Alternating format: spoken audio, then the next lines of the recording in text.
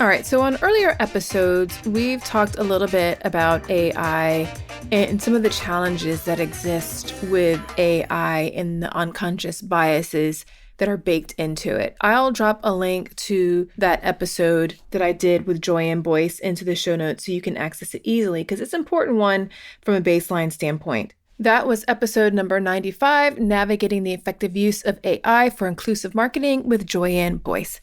So one of the things that we talked about was just the awareness that you need to have about some of the biases that already exist or that are baked into AI.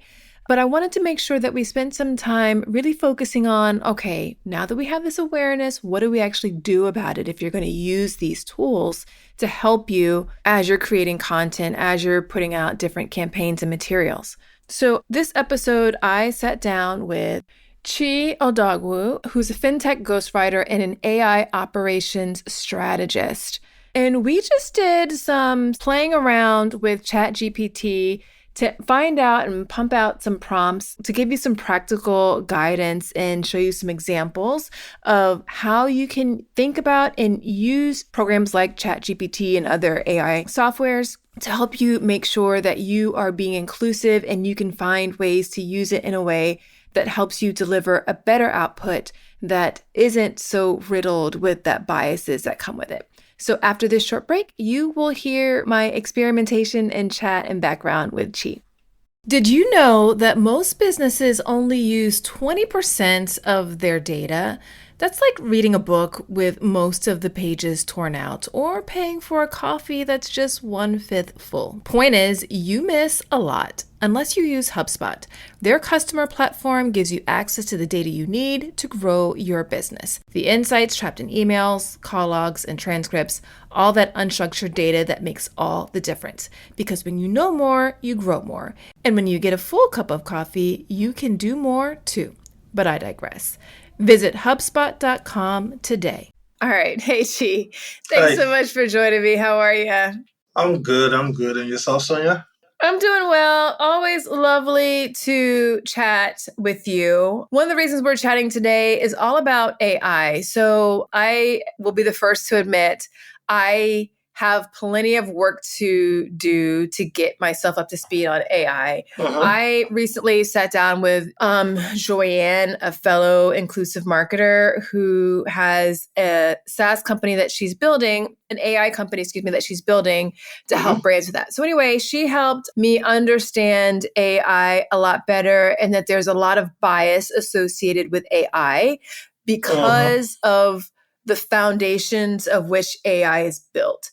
And meaning more so that the inputs that the machines data are using. The inputs are, I guess, I don't want to say flawed, but they're biased based upon the inputs, right? Like they're because of there's a skew in the representation and resulting perspectives. So we talked a lot during that call around like some of the problems that exist in AI. And one of the things I wanted to cover with you is more about, are there solutions for marketers?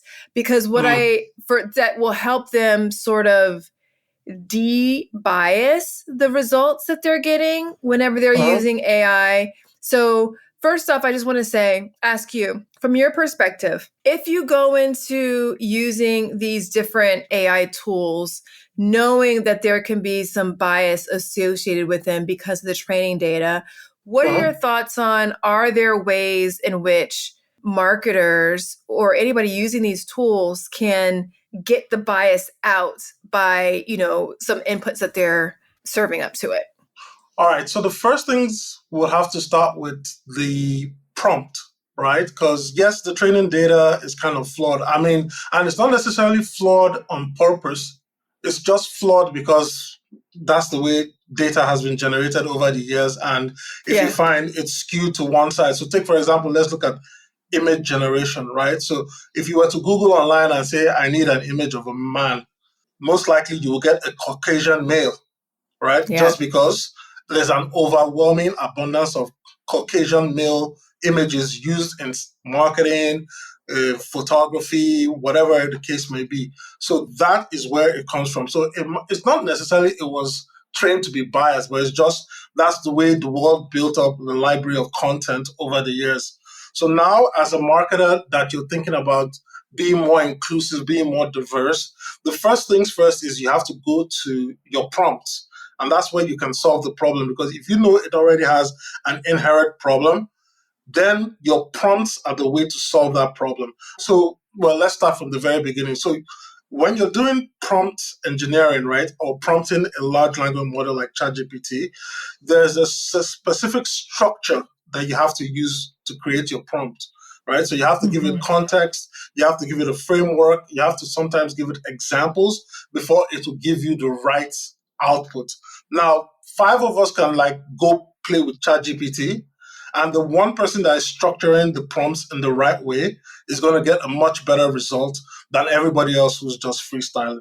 So you have to be cognizant of the fact that when you're talking to these machines, your prompts is where you're going to use to solve the problem. So if we were to use the same example and say generating an image, right? I think now ChatGPT has started getting better with it, because when I first started using it and Mid Journey and said generate an image, it will be Caucasian male will be the first thing. Now I've been pleasantly surprised to see that if I want to generate an image, I'll see an African American male or an Asian male, Okay. right? So Okay. it's changing over time, and that's because even the people creating and running these models are noticing that, hey, these things is skewing to one side. So we need to kind of make it more randomized and more blended to show the tapestry of how the world exactly looks. Okay. All right. So it's getting better from the standpoint of the inputs and it's being corrected for biases that exist. But Mhm. also, if you don't want to rely purely on the models to get better, you're saying that if you give it the right prompts, you can get a much cleaner view of what it is that you're looking for. Exactly, exactly. All right. So I remember I did some interviews with consumers a couple of last year and to find out like what their experiences were with different brands and the viewpoint of their identity. And one woman that I talked to, she was gluten free and she was just saying, oh, she's learned that over time, whenever she's going to a restaurant, she has to not go to the restaurant and like look for their gluten free information. She has to type in the name of the restaurant gluten free. And that's Mm, how she gets the information that she's looking for. So, is the matter of the prompts more so of typing in what you're looking for specifically, yes. like, I want an image of a man, Mhm. but make it an image of a black man, or make it an Yes. image of, is that like what you're saying that we need to do? That's exactly what I'm saying we need to do. So we need to kind of give it nudge in the right direction. So if, for example, let's say you wanted to create a background image of a group of people working in an office, right? So any random office in Okay. the United States or anywhere in the world. Well, if we're saying in the United States, most likely there'll be African Americans, there'll be Caucasians, there'll be Asians, right? So you have to say, hey, generate a diverse image of individuals between the ages of 25 to 40 working in a corporate setting. And let's make sure that it has 50% males, 50% females, but ensure that Okay. they're diverse from like their ethnicity and even other areas like, if they're using different hearing aids or stuff like that. Okay. So I'm curious, like, so you're based in Canada, right? Hmm. So there are differences that even in the way in which we write and talk between English in the US and English in Of Canada. course. So if you're, for instance, you're talking to an audience that's in Canada, you might say one of your prompts might be use Canadian English Boom. and Yes. okay. Or even in the US, like there are differences, regional differences between the way people talk. Like And let's speak. say Yes. some people use pop, other people use soda, other Soda. people Yeah. use, right? And so like so what you're saying is having that specificity of letting them know or setting the stage of here's what I'm looking Creating for. the context. Okay, Yeah. creating the context. Yeah, because now that you brought this up, I was working with somebody in a group, and he's an Australian copywriter. So he was trying to learn how to use ChatGPT to create copy for his Australian market. Mhm. And of course, the first thing we're like, hey, it will just generate copy that is suited to an American audience because guess what? It's built in America by Americans and therefore it's trained in the American copywriting system. You have to now tell it, hey, we're writing for an Australian audience. Please use Australian language, English language, right? Consider the fact Yeah. that there are Australian terms or slangs or phrases or even proverbs that Australians would know that is not used in daily American life and include that in the output we're trying to generate, whether it's an article or whatever the case may be. So that was a light bulb moment for him because he was like, yeah, that when he just said create copy, it's like reading it, Australians will look at it and say, yeah, this doesn't make sense. It's English, but it doesn't make sense because it's Yeah. not the right context for them in Australia. So I think that that really is helpful in just making sure that we recognize that bias exists and we Mm-hmm. can work to eliminate as much as possible and also work faster, Yeah, by creating that context for our assistant. Because I guess, the way to think about these tools are like our assistants, yeah, and they're assistants with a lot of information. So if we just kind of direct them, it helps make the process overall easier. yeah. Okay. I'm wondering if you have any other, like, let's give an Uh-huh. example. Let's like to Okay. give a very practical example. So let's say you're a marketer who is trying to reach, I live in Florida, right? So Uh-huh. let's say you're a marketer who's trying to reach people in Florida. How would you even go through the process of like helping, let's say you're using ChatGPT, give you a communication that would be most relevant for like people living in Florida? Like, what are the types of things that you feel like you would need to guide people through and set them up? Okay, so what are we trying to create specifically? Let's say we are creating a radio ad. Okay, good. All right, so first things first, if I were to write the prompt, I'll say, okay, you know what, let me even start writing it in ChatGPT. Okay, so Chi's going to go ahead and give this prompt to ChatGPT and ask it to come back with some questions. So the context that she gave to ChatGPT is, you're an expert copywriter writing an inclusive radio ad for a pair of jeans to women in Florida. Please craft some questions you want me to answer before you write the copy. The reason she said he gave the instruction to ask questions first is so he could give us sufficient direction before the first draft of the ad came back. He also gave the note to feel free to ask for examples regarding what he meant by inclusive. Because when we say inclusive, it could be anything, right? So I wanted to say, hey, is it ethnicity? Is it, body type? Is it whatever Yeah. the case may be, right? So we have to be very specific so they can narrow it down for us. Yeah. Yeah. So she entered this information in, and then this is what ChatGPT came back with from a question standpoint. Some of the things that popped into my mind were, what is the makeup of the population? Like they're asking about Yep. age, but like in Florida, there's a large Black population, there's a large Latino population. Yes. Among the Latino population, depending upon which area you're in, there might be larger percentage Puerto Rican, there might be a larger percentage Cuban, there might be, if you're in Miami, it's a large mix of a bunch. If you're in northern Florida, is more college age people versus southern Florida and the rest where it's retirement age people. There's a lot of things Yeah. that goes into inclusivity. So letting it ask us those questions and us feeding those responses helps us get a Okay. much better output to our initial prompt. Okay, so here are the responses we gave to these questions. Target age between 21 and 45. Middle class from a socioeconomic standpoint, women of all body types, size extra small to size 30. From a race and ethnicity perspective, we said it should include women of white, Black, Puerto Rican, Cuban descent. And we went a step further when saying Black people to ensure it included people from heritage from Caribbean islands, which is super prevalent in South Florida. So once we answered those questions, here is the inclusion focus ad ChatGPT came back with. So the headline read, "Embrace every curve with style. Jeans for everybody and every story." So we thought this one came out really great based upon the inputs we offered and the context provided. I think Chi's exact words were that this ad was fire. Okay, I've got another podcast recommendation for you. It's Augmenters, hosted by Julie Meyer and Jimmy Edgerton, and it's brought to you by the HubSpot Podcast Network, the audio destination for business professionals. So on this show, Julie and Jimmy dive into mentoring and explore ways to augment and refresh the mentoring environment. They're using 8 core principles that weave relevant spirit guides and diverse guests, and Julie and Jimmy use a lot of humor and practical tips to help mentors and mentees get further faster together. There's so many great episodes to tune into for this show, but one that you might find especially interesting is their latest episode, number 120, Mentoring Across Gender, Men as Allies and Mentors. Listen to Augmenters wherever you get your podcasts. So then we wanted to contrast that ad with one that did give the prompt to be inclusive of different types of women to see what it came back with.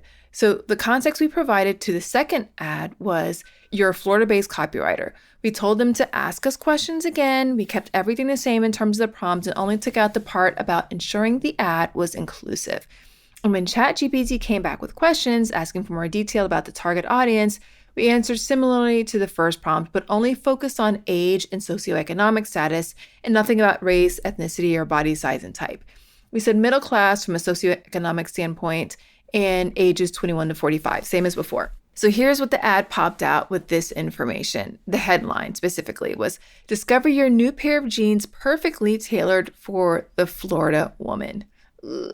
My thought is that this headline kind of leaves things up to your imagination as to what a Florida woman is, and it's pretty generic. So I think there's so many lessons to be learned here. One, anytime you're writing copy, you want to, be adding as much detail as possible about who the person is and behind them, including those details, and it can be pulling from those insights. But then second, of course, is the more specificity that you add, the better the result is that you're going to get. Because this one just feels a little generic and it leaves it up to so much interpretation. I like this because really the overall lesson is it's less about deconstructing, like debiasing the tool. Like, because I think if you do that, you're always going to be a little nervous about like what biases exist. And I think the key here is one, very much focusing on who it is you're talking to, who is your ideal consumer, and being as very specific as possible of who the people and the identities that includes. If you can provide your own data and insights around what those identities are, that would be great. But if you don't, it's going to pull from its own, but you just need to have a degree of cultural intelligence to know, is this right? Is this hitting on the points that you, based upon the research and the degree of intimacy you have with that community, make it work? You and I were looking at the first ad that we did with it had the inclusion, and we were like, yeah. Based upon like just knowledge that we have of these communities from living in these, from our own lived experiences, et cetera, then it seemed to like, yeah, this works. And I think that the more specificity that you can offer, the better. And it's going to help supplement or prevent any cultural intelligence snafus that could exist. Yeah. And I think the main thing for people when they're working with ChatGPT is it's like learning another language. Yes, we all know how to write and read, but now we're having to involve a lot of critical thinking skills, a lot of questioning skills, a lot of even reviewing what we know to be true, because a lot of us work in environments where our work comes from unconscious knowledge, not necessarily something that we're actively pulling. So we have to be cognizant of the fact that that unconscious knowledge, we have to put that into the system, because the system is only as good as what we can tell it.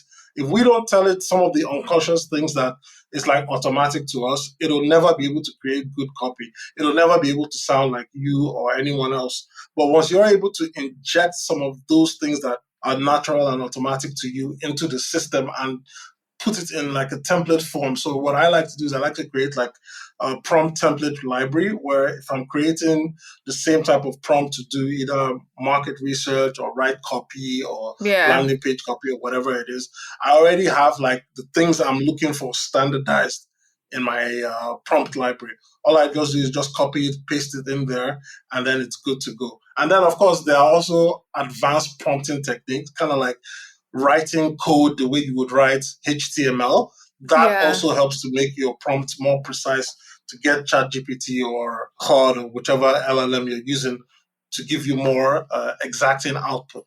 So it's kind of like whenever you're working with a tool such as ChatGPT or any of these AI based tools, you kind of have to feed it in your brand guidelines or your Eclipse Notes version of your guidelines to help you get what Uh-huh. it is that you're looking for. So, for instance, if you are a brand and you've decided as part of your brand guidelines that you use gender neutral language whenever possible, these are words that you do not use, and Uh-huh. then these are words that you would prefer to use.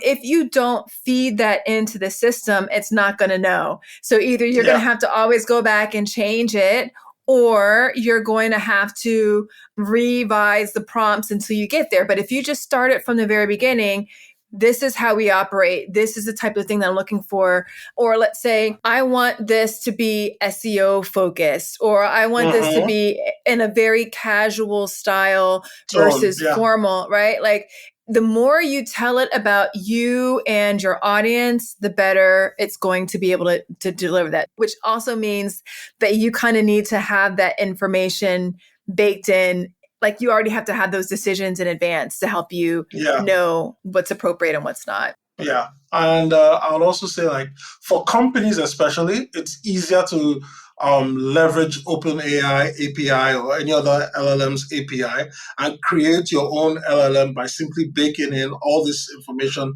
ahead of time. Either you're creating a prompt library or you're also Mm. feeding your about mission vision, everything that has to do with your company, your knowledge base, everything, so that it trains off of the content that you've been creating over the years, and it's able to like instantly start spitting out copy or guidelines or whatever output you want it to create for you. Yeah, no, I love it. Thank you, Chi. This has been so much fun and insightful.